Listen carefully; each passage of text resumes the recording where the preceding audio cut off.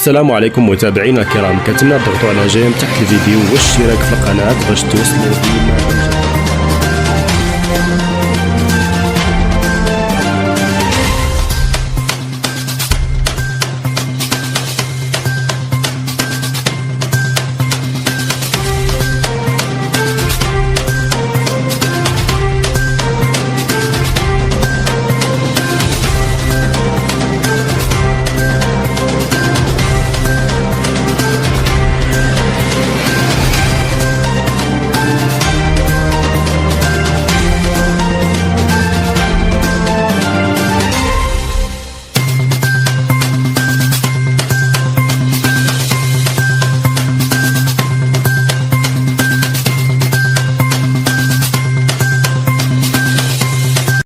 عرض سعودي لبنزيما واللاعب يدرس إمكانية الموافقة عليه.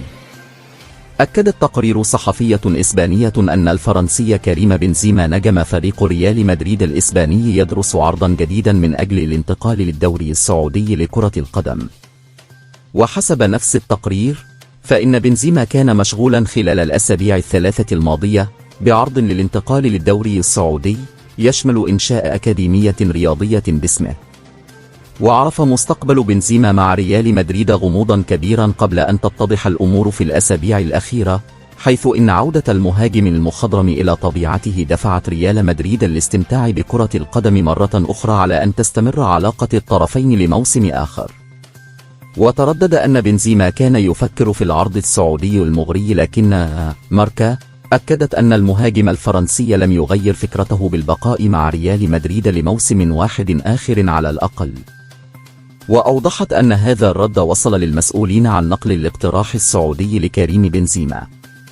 وانضم بنزيما إلى ريال مدريد قادما من ليون الفرنسي في 2009، وخلال هذه الفترة حصد النادي الملكي 24 لقبا، بينها 5 في دوري أبطال أوروبا.